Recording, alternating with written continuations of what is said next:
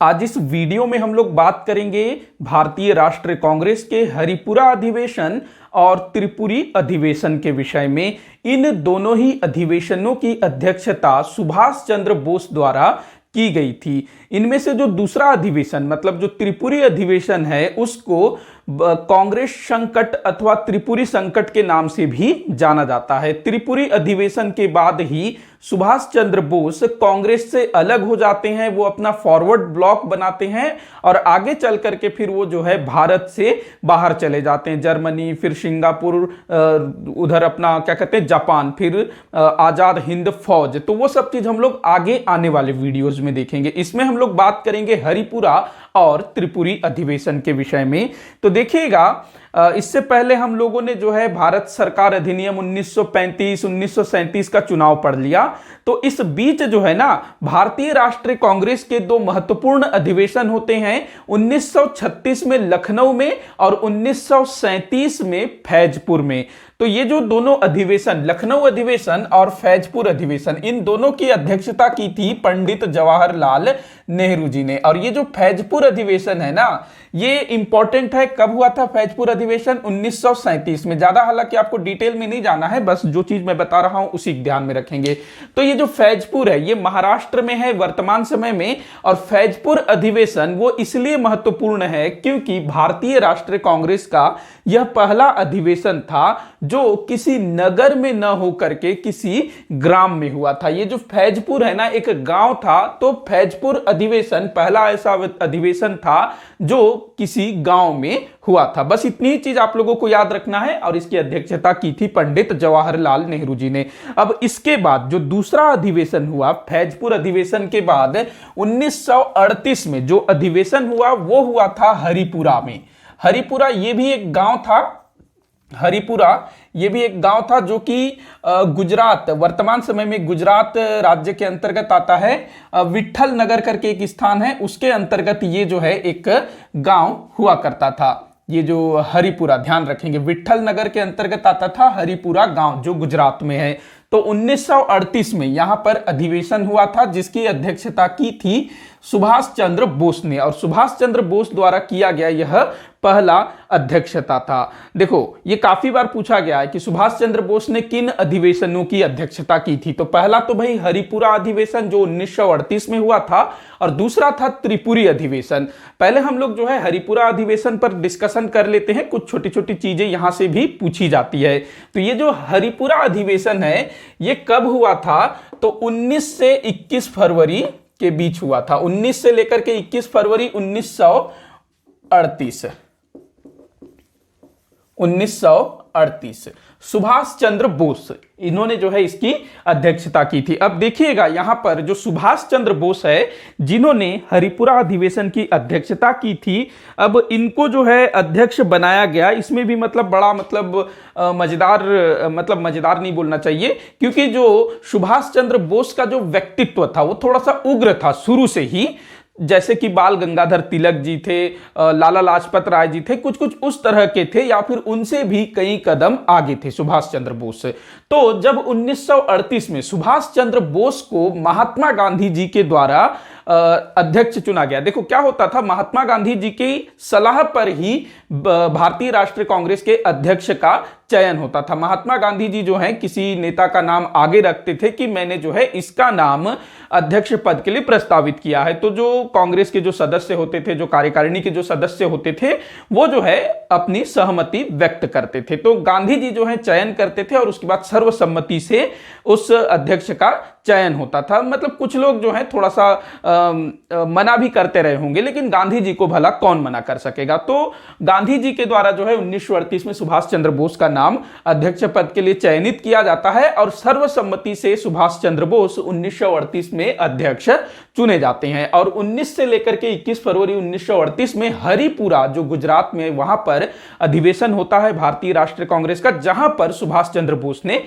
अध्यक्षता की थी। अब देखिएगा, जो सुभाष चंद्र बोस थे ना, वो बहुत बड़े लीडर थे और वो जो है 1938 तक इस चीज को साबित कर चुके थे कि उनके अंदर बहुत काबिलियत है। उन्होंने काफी कुछ किया था, अच्छा काम किया था। इन्हीं सब चीजों को देखते हुए गांधी जी ने उनको अध्यक्ष पद के लिए चुना था। लेकिन जो सुभाष चंद्र बोस जो अपने उग्र रवैये के लिए जाने जाते हैं, वो जो है भारत के स्वतंत्रता के लिए हिंसा के मार्ग को अपनाने से भी पीछे नहीं हटते थे। उन्होंने आजाद हिंद फौज की स्थापना की थी ना, और उसके द्वारा भारत में अटैक ही कर दिया था, मतलब ब्रिटिश भारत में अंग्रेजों के ऊपर।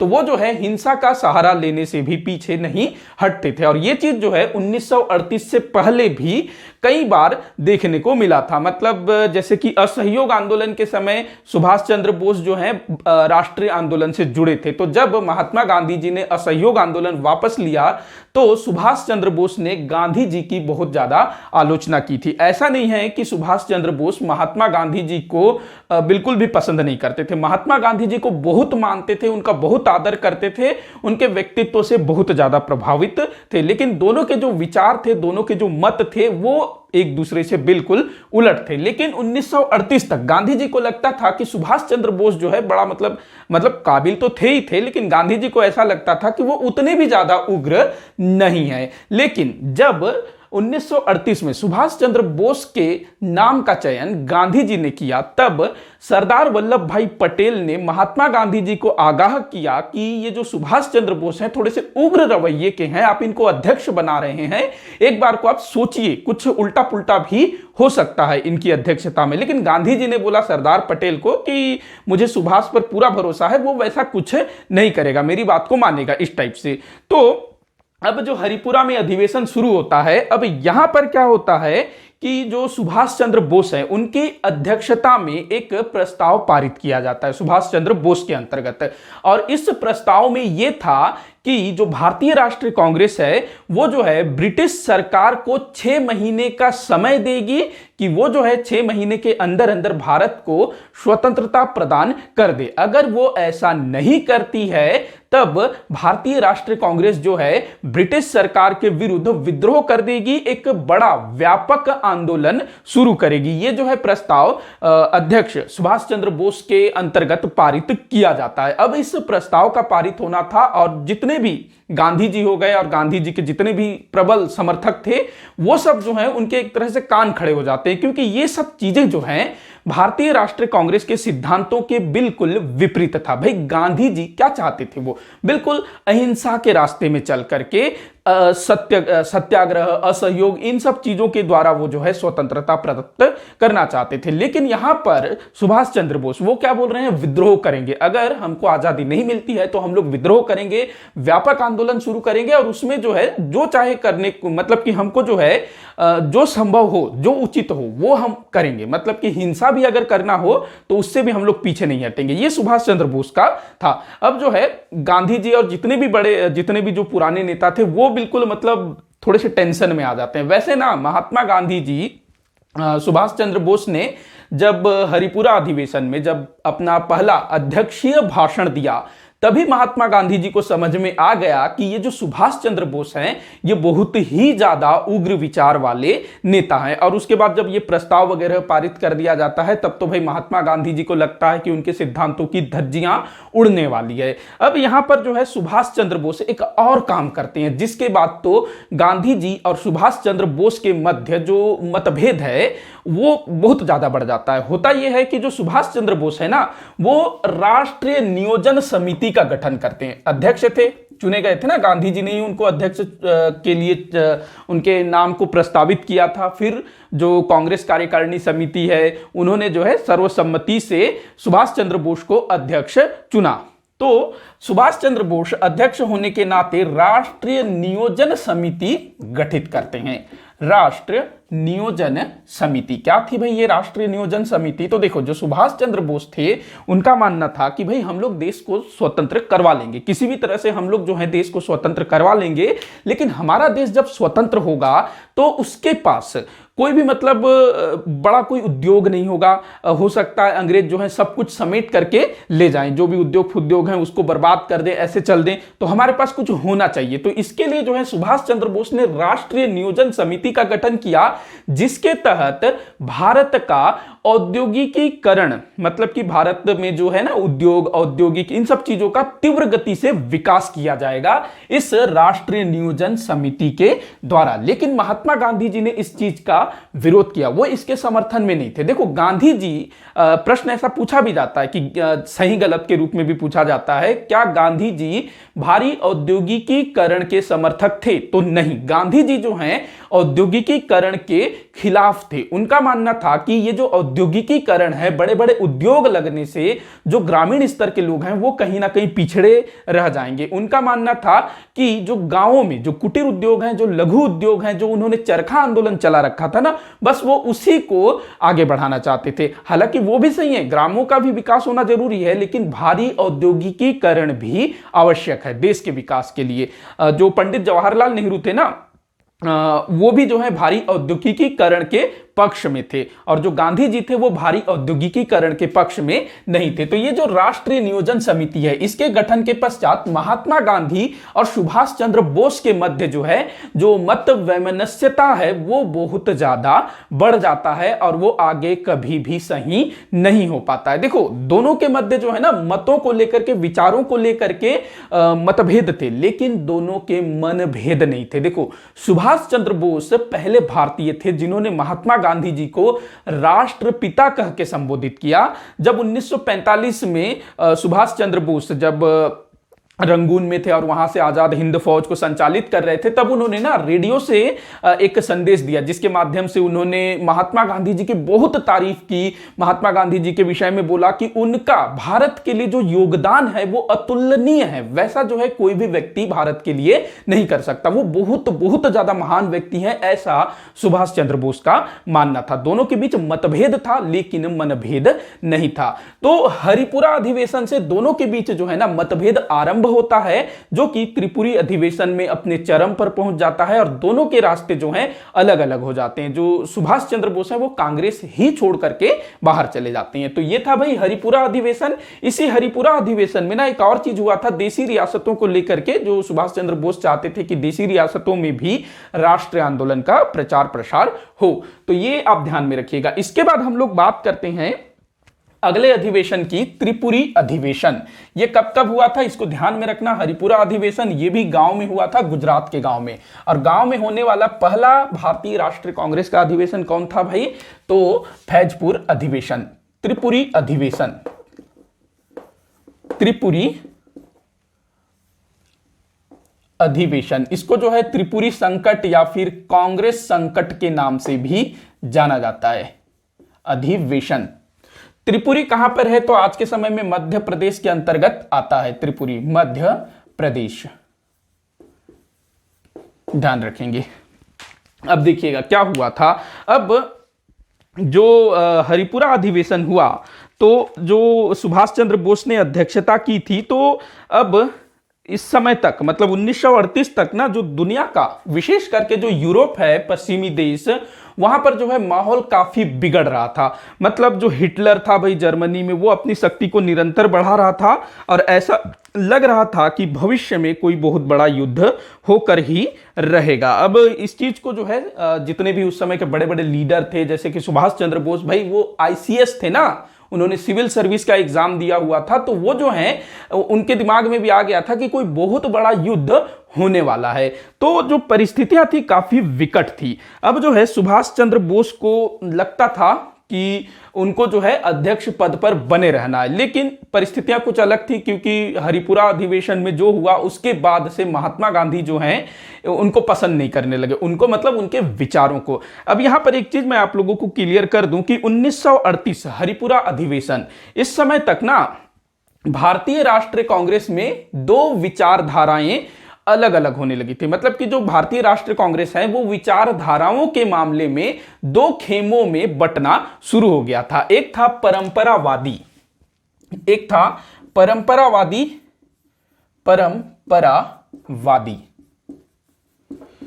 जिसको हम लोग दक्षिणपंथी भी बोल सकते हैं और राइट विंग भी बोल सकते हैं। इसमें वो लोग आते थे जो महात्मा गांधी के मूल सिद्धांतों को मानते थे और उनको त्यागने के पक्ष में नहीं थे। मतलब कि राष्ट्रीय आंदोलन जो है पूरी तरह से अहिंसात्मक तरीके से चलना चाहिए, सत्याग्रह पर चलना चाहिए और जो भी गांधी जी बताएंगे उसके हिसाब से चलना चाहिए। तो ये परंपरावादियों का मानना था। और जो दूसरा खेमा था वो था परिवर्तनवादी। परिवर्तनवादी, इसमें सुभाष चंद्र बोस ये थे। तो देखिएगा परिवर्तनवादियों का क्या मानना था। एक कहावत है ना, अगर घी सीधी उंगली से ना निकले तो उंगली टेढ़ी करनी चाहिए, ये कहावत है। लेकिन जो परिवर्तनवादी थे ना भाई, इससे भी थोड़ा सा आगे थे। उनका मानना था कि भाई अगर घी सीधी उंगली से ना निकले ना तो घी के डब्बा को ही उलट दो, सारा घी बाहर आ जाएगा।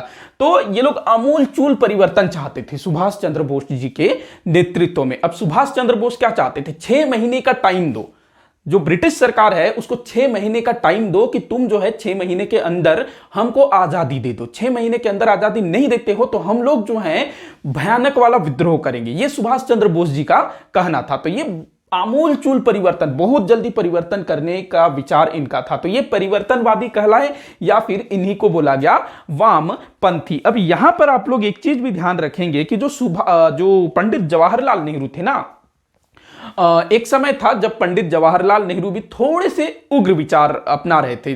जब नेहरू रिपोर्ट आया था ना 1928 में, मोतीलाल नेहरू जी ने नेहरू रिपोर्ट प्रस्तुत किया था और उस नेहरू रिपोर्ट में डोमिनियन स्टेटस की बात कही गई थी। लेकिन जो जवाहरलाल नेहरू थे वो डोमिनियन स्टेट के खिलाफ थे, वो चाहते थे पूर्ण स्वराज। तो वहां पर पंडित जवाहरलाल नेहरू का साथ दिया था सुभाष चंद्र बोस ने। और इन दोनों नेताओं ने ना नेहरू रिपोर्ट में जो डोमिनियन स्टेटस की बात कही गई थी उसका खुलकर विरोध किया।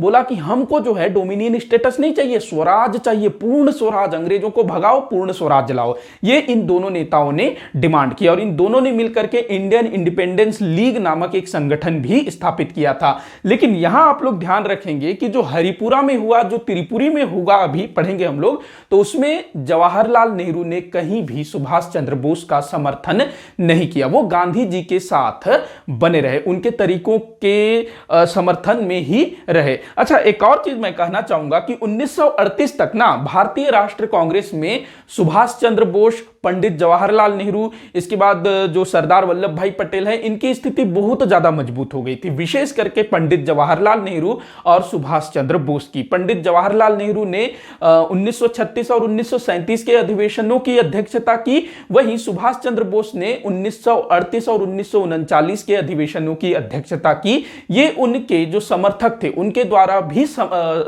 वो हो सका, क्योंकि अभी जो त्रिपुरी में ना गांधी जी का नहीं चलेगा, जो सुभाष चंद्र बोस के जो समर्थक हैं उनका चलेगा। देखना अभी मैं बताऊंगा। और वहीं जो महात्मा गांधी थे ना, वो 1932 के पूना समझौते के बाद अपने आप को, जो राष्ट्रीय राजनीति है उससे कहीं ना कहीं अपने आप को पृथक कर चुके थे। वो हरिजन उद्धार कार्यक्रम में लगे हुए थे, बाकी चीजों में वो उतना ध्यान नहीं देते थे। लेकिन फिर भी जो भारतीय राष्ट्रीय कांग्रेस का अध्यक्ष चुनना हो या कोई बहुत बड़ा मूवमेंट करना हो या फिर जो 1937 में चुनाव हुए उसमें भाग लेना है या नहीं, सरकार बनाना है या नहीं, इन सब चीजों में उनका दखल जरूर रहता था। लेकिन वो जो है सक्रिय राजनीति से अपने आप को थोड़ा दूर रखे हुए थे, वो अपने आप को हरिजन उद्धार में ही लगाए हुए थे। ये चीज भी आप लोग ध्यान में रखिएगा। अब हम लोग अपने मेन टॉपिक पर आते हैं। त्रिपुरी अधिवेशन की हम लोग बात कर रहे थे। तो अब जो है, जो सुभाष चंद्र बोस थे भाई, वो उग्र विचार वाले नेता थे। और जैसा कि मैंने बताया, ये जो समय था 1938-1939 का जो समय था, विशेष करके जो पश्चिमी देश थे वहां पर जो है माहौल काफी खराब था। अंतरराष्ट्रीय संबंध काफी बिगड़े हुए थे, विशेष करके जो जर्मनी हो गया और जो दूसरे देश थे जैसे कि फांसीवाद, नाजीवाद, ये सब चीज पनप रहा था ना। सुभाष चंद्र बोस ना फांसीवाद हो गया, साम्यवाद हो गया, इन सब चीजों का समर्थन करते थे और ये चीज जो है गांधी जी को पसंद नहीं था। अब पश्चिमी देशों की जो स्थिति है वो ठीक नहीं थी। लग रहा था कि भाई कभी ना कभी युद्ध होगा और युद्ध जो है अवश्यंभावी हो गया था। तो यहां पर जो सुभाष चंद्र बोस है, उन्होंने मतलब जो सुभाष चंद्र बोस थे भाई, वो समझ गए थे कि भविष्य में युद्ध होना ही होना है। तो सुभाष चंद्र बोस का ये मानना था, ये कहना था कि युद्ध की इन विकट परिस्थितियों से जो ब्रिटिश है, मतलब जो ब्रिटेन है, वो अछूता नहीं रहेगा। जैसे कि प्रथम विश्व युद्ध में ब्रिटेन की महत्वपूर्ण भूमिका थी, वैसे ही दूसरे विश्व युद्ध में भी ब्रिटेन की महत्वपूर्ण भूमिका होगी।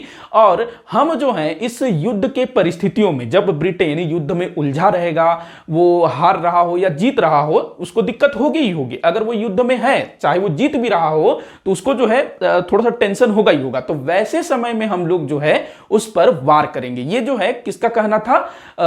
सुभाष चंद्र बोस का। जबकि जो गांधी जी थे भाई, प्रथम विश्व युद्ध के समय में भी गांधी जी का क्या कहना था कि हमको जो है शत्रु जब बुरे दौर से गुजर रहा है, शत्रु तकलीफ में है, तो हमको उसको और परेशान नहीं करना है, बल्कि उसका साथ देना है, सहयोग करना है। ये गांधी जी का कहना था प्रथम विश्व युद्ध के समय। लेकिन द्वितीय विश्व युद्ध के टाइम जो गांधी जी थे, उन्होंने बोला कि हम परेशान नहीं करेंगे और उसका साथ भी नहीं देंगे। ये चीज गांधी जी का कहना था। लेकिन जो सुभाष चंद्र बोस थे, इनका कहना था कि जब भी युद्ध शुरू होगा, दूसरा विश्व युद्ध, क्योंकि जो दुनिया थी वो दूसरे विश्व युद्ध के मुहाने पर खड़ी थी और ये लगभग सब समझ रहे थे। तो सुभाष चंद्र बोस का ये कहना था कि इन विकट परिस्थितियों में भारतीय राष्ट्रीय कांग्रेस को एक ऐसा उग्र गर्म दल का अध्यक्ष चाहिए जो इन विकट परिस्थितियों में ब्रिटेन के बुरे दौर में ब्रिटिश सरकार के घुटने टिकवा सके। मतलब कि सुभाष चंद्र बोस का यह कहना था कि इस समय जो है ना, एक ऐसे उग्र विचार वाले नेता, जैसे कि सुभाष चंद्र बोस खुद उग्र विचार वाले नेता थे, तो वो किसी गर्म दल के नेता को अध्यक्ष बनाना चाहते थे या वो खुद अध्यक्ष बनना चाहते थे। अगर वो खुद नहीं बनते तो उनके ही जैसी विचारधारा रखने वाले किसी नेता को वो भारतीय राष्ट्रीय कांग्रेस का अध्यक्ष बनाना चाहते थे, ताकि वो जो है ब्रिटिश सरकार के बुरे दौर में ब्रिटिश सरकार का सहयोग न करके ब्रिटिश सरकार पर वार करे और ब्रिटिश सरकार के घुटने टिकवा सके। ये जो है सुभाष चंद्र बोस का मानना था। लेकिन जो कांग्रेस थी, महात्मा गांधी थी, भाई वो लोग क्या सोच रहे थे? हम लोग जो हैं ब्रिटिश सरकार को ज्यादा परेशान नहीं करेंगे, बेचारा युद्ध में उलझा रहेगा तो उसको ज्यादा दिक्कत नहीं होनी चाहिए। तो ये चीजें थी। अब इसी बीच क्या हुआ कि एक और चीज मैं आपको बताता हूं जिससे आपको चीजें और अच्छे से समझ में आएंगी। जो 1938 में जो हरिपुरा अधिवेशन हुआ, जिसमें मैंने बताया कि महात्मा गांधी जी वो जो है भारतीय राष्ट्रीय कांग्रेस के अध्यक्ष को चयनित करते थे, उसके नाम का प्रस्ताव करते थे और बाद में फिर जितने भी कांग्रेस के सदस्य हैं वो सर्वसम्मति से उसको अध्यक्ष चुनते थे। यह चीज होता था 1938 तक। मतलब कि महात्मा गांधी ने जब से भारतीय राष्ट्रीय कांग्रेस को अपने नियंत्रण में लिया है, या फिर कहें कि 1920, उसी समय से तो गांधी जी का कांग्रेस में वर्चस्व शुरू हुआ ना, तो तब से लेकर के 1938 तक भारतीय राष्ट्रीय कांग्रेस के अध्यक्ष का जो चुनाव है ना, वो मतदान के द्वारा नहीं होता था, वो गांधी जी के सलाह पर होता था। गांधी जी किसी के नाम को प्रस्तावित करते थे, बाद में सर्वसम्मति से लोग जो हैं कांग्रेस के जो सदस्य हैं उसको अध्यक्ष चुन लेते थे। जबकि 1920 के पहले बाकायदा मतदान होता था, उसके बाद जो है जिसको भी सबसे ज्यादा मत प्राप्त होते थे वो अध्यक्ष चुना जाता था। तो यहां पर पहली बार 1939 में जब अध्यक्ष के चुनने की बात आई ना, तो गांधी जी के सत्ता को चुनौती दी गई। किसके द्वारा? सुभाष चंद्र बोस के द्वारा। सुभाष चंद्र बोस ने बोला कि गांधी जी की सलाह पर अध्यक्ष का चुनाव नहीं होगा, बाकायदा मतदान होगा और जिस भी व्यक्ति को सर्वाधिक मत मिलेगा वही अध्यक्ष चुना जाएगा, जैसा कि पहले होता था। ये जो है सुभाष चंद्र बोस ने सीधे सीधे महात्मा गांधी जी को चुनौती दी। अब भाई तो ठीक है, चुनाव होगा, मतदान होगा अध्यक्ष पद के लिए। तो यहां पर जो गांधी जी थे भाई, वो भी अपना नेता रखेंगे। मतलब कि गांधी जी के जो समर्थक या फिर गांधी जी जिसको अध्यक्ष बनाना चाहेंगे उसके नाम को गांधी जी ने प्रस्तावित किया। तो यहां पर मौलाना अबुल कलाम आजाद, मौलाना अबुल कलाम आजाद, इनको जो है महात्मा गांधी जी ने अपनी तरफ से कांग्रेस के अध्यक्ष पद के लिए एक तरह से मतलब इनके नाम को प्रस्तावित किया। तो इनको चुनाव लड़ना था अध्यक्ष पद के लिए। दूसरी तरफ कौन थे? सुभाष चंद्र बोस। सुभाष चंद्र बोस क्या चाहते थे? या तो वो खुद अध्यक्ष बने या फिर उनके ही जैसे विचारधारा रखने वाले किसी दूसरे नेता को, तो वो खुद चुनाव में खड़े हो गए गांधी जी के प्रत्याशी के विरुद्ध। लेकिन जो मौलाना अबुल कलाम आजाद थे ना, इन्होंने अपना नाम वापस ले लिया। गांधी जी को बोले कि बापू मैं चुनाव नहीं लड़ सकता। तो अब जो है महात्मा गांधी जी क्या करते हैं? पट्टाभी सीतारमैया, पट्टाभी सीतारमैया, इनको जो है अपने तरफ से अध्यक्ष पद के लिए इनके नाम का प्रस्तावित करते हैं। तो अब जो है सुभाष चंद्र बोस और पट्टाभी सीतारमैया के मध्य अध्यक्ष पद को लेकर के मतदान होता है। तो यहां पर जो सुभाष चंद्र बोस हैं वो जो है, अच्छा चुनाव कब हुआ पहले उसको आप लोग नोट करेंगे। 29 जनवरी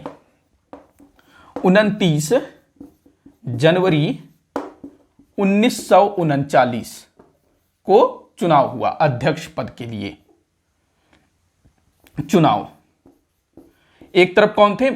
सुभाष चंद्र बोस, जो कि गरम दल के थे, उग्र विचार वाले थे, जिनको हम वामपंथी भी बोल सकते हैं, परिवर्तनवादी। और दूसरे तरफ थे परंपरावादी महात्मा गांधी जी के तरफ से कौन थे? पट्टाभी सीतारमैया। पट्टाभी सीतारमैया के नाम को महात्मा गांधी जी ने प्रस्तावित किया था। वो चाहते थे कि ये अध्यक्ष बने। अब चुनाव होता है 29 जनवरी 1939 को। तो यहां पर देखिएगा 1377 के मुकाबले 1580 मतों से ये जो है विजयी हो जाते हैं। कौन? सुभाष चंद्र बोस। मतलब सुभाष चंद्र बोस को जो है 1580 मत प्राप्त हुए और ये जो पट्टाभी सीतारमैया है इनको 1377 मत प्राप्त हुए। मतलब कि सुभाष चंद्र बोस जो है यहां पर भारी मतों से विजयी हुए। अब जैसे ही सुभाष चंद्र बोस अध्यक्ष पद का चुनाव जीत जाते हैं ना, तो गांधी जी भाई बड़े मतलब कहना चाहिए एक तरह से उनके प्रतिष्ठा को बहुत ज्यादा आघात हुआ था। और उन्होंने खुद इस घटना को ना अपने निजी प्रतिष्ठा पर आघात बताया था। मतलब कि उन्होंने अपनी निजी प्रतिष्ठा से इसका संबंध जोड़ दिया था। अब जो है गांधी जी वो क्या करते हैं? 31 जनवरी 1939 को 31 जनवरी 1939 को एक बयान जारी करते हैं। और इस बयान के अंतर्गत उन्होंने काफी कुछ कहा था, लेकिन इसका सार ये है कि वो बोलते हैं कि पट्टाभी सीतारमैया की हार मेरी हार है। मतलब उनका कहना यह था कि पट्टाभी सीतारमैया की हार मेरी हार है, ये वो कहते हैं। मतलब कि पट्टाभी सीतारमैया नहीं हारा है, ये मैं हारा हूं। ये जो है पंडित मतलब महात्मा गांधी जी ये बयान जारी करते हैं। कब? 31 जनवरी 1939 को। बहुत ज्यादा इंपॉर्टेंट है। और महात्मा गांधी जी का ये कहना सुभाष चंद्र बोस के लिए भी बहुत मतलब एक तरह से बहुत बड़ा आघात करने वाला था। क्योंकि जो सुभाष चंद्र बोस थे, भले ही महात्मा गांधी उनके विचारों से, उनके सिद्धांतों से मतलब उनके सिद्धांतों, उनके विचारों को नहीं पसंद करते थे, लेकिन सुभाष चंद्र बोस जो है महात्मा गांधी जी का बहुत ज्यादा सम्मान करते थे, उनको बहुत मानते थे। तो सुभाष चंद्र बोस भी जो है इससे बहुत ज्यादा आहत होते हैं। और सुभाष चंद्र बोस क्या करते हैं? 3 फरवरी 1939 को सुभाष चंद्र बोस ने एक बयान जारी किया। और इस बयान के अंतर्गत सुभाष चंद्र बोस कहते हैं कि यदि मैं भारत के महानतम व्यक्ति का विश्वास प्राप्त नहीं कर सका तो मेरे चुनाव जीतना निरर्थक है। क्या बोला सुभाष चंद्र बोस ने? कि यदि मैं भारत के महानतम व्यक्ति का विश्वास प्राप्त नहीं कर सका तो मेरा चुनाव जीतना निरर्थक है। यह किसने कहा? सुभाष चंद्र बोस ने। वही महात्मा गांधी ने कहा कि पट्टाभी सीतारमैया की हार मेरी हार है। तो यहां पर दोनों जने जो है, मतलब देखो महात्मा गांधी जी तो भाई मतलब वो बिल्कुल नहीं चाहते कि सुभाष चंद्र बोस अध्यक्ष बने। उन्होंने बोल दिया कि ये पट्टाभी सीतारमैया नहीं हारा, ये मैं हारा, महात्मा गांधी की हार हुई है, ये उनका कहना था। जबकि सुभाष चंद्र बोस क्या बोलते हैं कि अगर मैं भारत के सबसे महानतम व्यक्ति, क्योंकि सुभाष चंद्र बोस गांधी जी को बहुत बहुत ज्यादा महान मानते थे, यदि मैं भारत के महानतम व्यक्ति का विश्वास प्राप्त नहीं कर सका तो मेरा चुनाव जीतना बेकार है, निरर्थक है। ये किन्होंने कहा, किनका कहना था?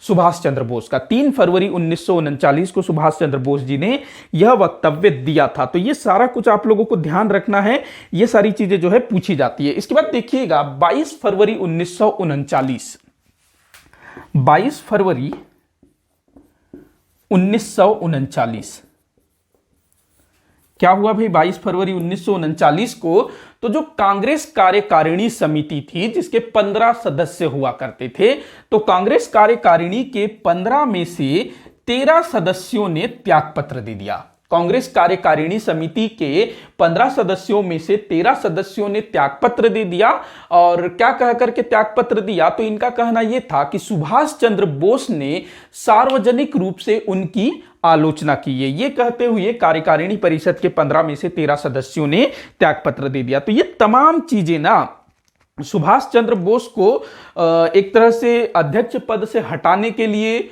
और कहीं ना कहीं उनको हतोत्साहित करने के लिए। देखो, सुभाष चंद्र बोस को 1580 मत प्राप्त हुए थे और जो पट्टाभी सीतारामैया 1377। तो सुभाष चंद्र बोस के चाहने वाले, उनके समर्थकों की संख्या भारतीय राष्ट्रीय कांग्रेस में बहुत बहुत ज्यादा थी। क्योंकि सुभाष चंद्र बोस ने जो बोला ना कि भाई हम जो हैं अंग्रेजों को 6 महीने का टाइम देंगे और उतने समय में उन्होंने हमको आजादी दी तो ठीक, अगर नहीं दी तो हम लोग जो है एक बड़ा आंदोलन करेंगे और आजादी लेकर के रहेंगे। तो इस चीज से ना कहीं कांग्रेस के जो सदस्य थे, स्पेशली जो युवा सदस्य थे, वो सुभाष चंद्र बोस का काफी ज्यादा समर्थन करने लगे। तो इनके फॉलोअर बहुत ज्यादा थे। तो ये जो चीजें हैं ना, मतलब कि जो कांग्रेस कार्यकारिणी के सदस्यों द्वारा त्यागपत्र दिया जाना कि सुभाष चंद्र ने हम लोगों की आलोचना किया, हम लोगों को अपमानित किया सरेआम, तो ये सब चीजें कहीं ना कहीं सुभाष चंद्र बोस को गिराने के लिए, उनको हतोत्साहित करने के लिए किया जा रहा था। अब ये सारा कुछ हो रहा था। अब इसी बीच जो है ना भाई अध्यक्ष चुने गए हैं, तो अब जो है त्रिपुरी अधिवेशन आयोजित किया जाता है। जो त्रिपुरी अधिवेशन जो मैंने लिखा है ना, तो अभी त्रिपुरी अधिवेशन हुआ नहीं है, अब होगा त्रिपुरी अधिवेशन। इसको मैं क्लीन कर लेता हूं, आप लोग चाहो तो इसका स्क्रीनशॉट ले लीजिएगा। तो ये डेट वगैरह आप लोग ध्यान में रखिएगा, पूछा जाता है। वैसे जब हम लोग सुभाष चंद्र बोस के विषय में जब अलग से पढ़ेंगे ना, डिटेल में पढ़ेंगे, तो उस टाइम पे मैं और काफी सारी चीजें आप लोगों को बताऊंगा। तो अब बात करते हैं त्रिपुरी अधिवेशन की, जो कि मार्च में हुआ था। त्रिपुरी अधिवेशन 8 से 12 मार्च 1939 को त्रिपुरी अधिवेशन आयोजित किया गया। अध्यक्ष कौन थे? सुभाष चंद्र बोस अध्यक्ष चुने गए थे ना, 1580 मतों से विजयी हुए थे।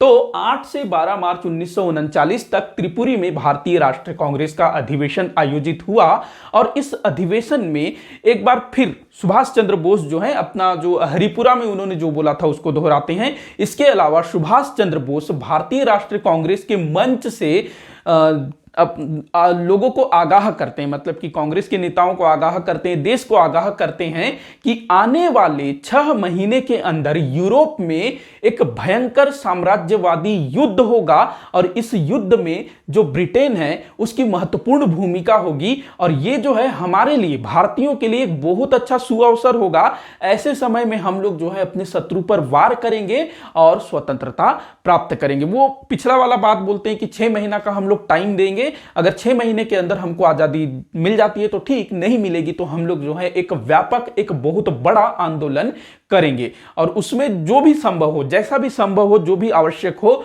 वो चीज हम लोग करेंगे। तो ये चीजें थी। अब जो है भाई हरिपुरा अधिवेशन में ही इन सब चीजों को लोग जो है पसंद नहीं कर रहे थे, नहीं भैया हमको ऐसा नहीं करना है, सीधे सीधे चलना है।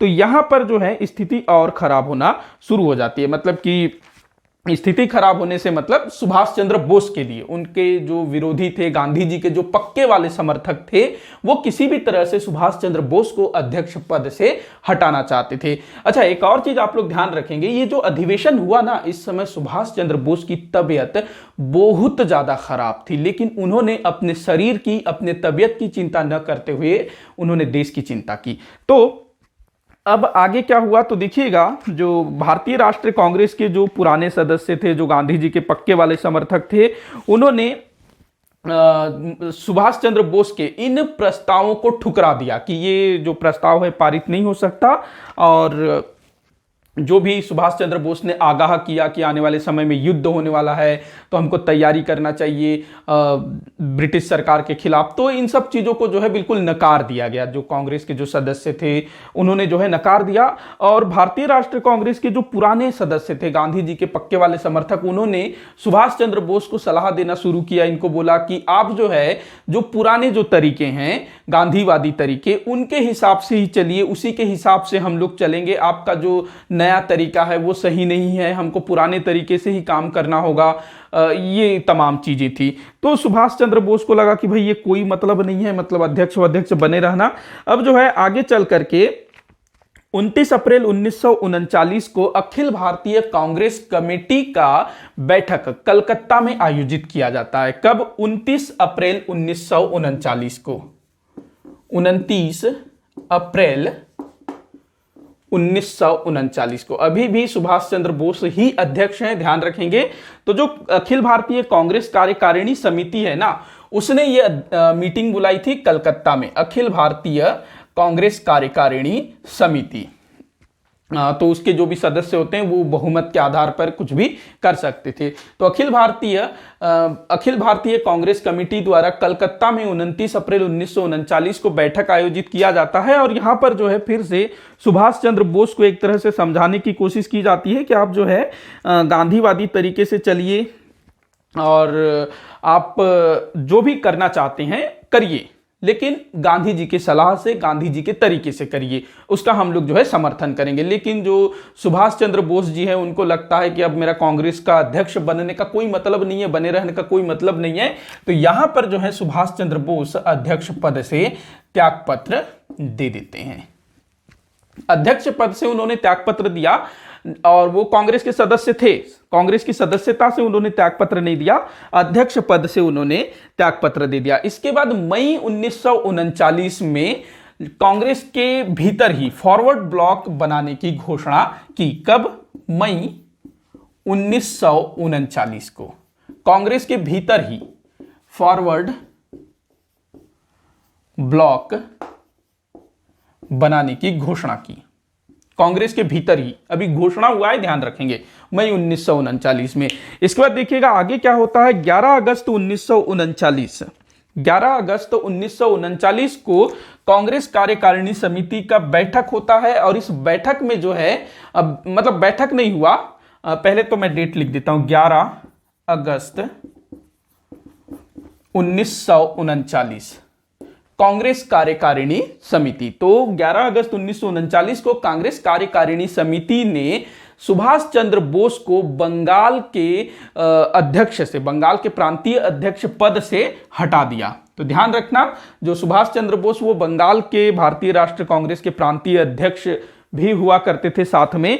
तो उनको जो है 11 अगस्त को बंगाल के कांग्रेस कमेटी के सदस्य से हटा दिया गया। साथ ही साथ सुभाष चंद्र बोस को 3 वर्ष के लिए कांग्रेस में किसी भी पद को ग्रहण करने के लिए अयोग्य घोषित कर दिया। मतलब कि सीधा सीधा जो कांग्रेस कार्यकारिणी समिति है, अखिल भारतीय कांग्रेस कार्यकारिणी समिति, वो नहीं चाहती थी कि सुभाष चंद्र बोस कांग्रेस से जुड़े रहे, कांग्रेस में कोई बड़ा पद धारण करे।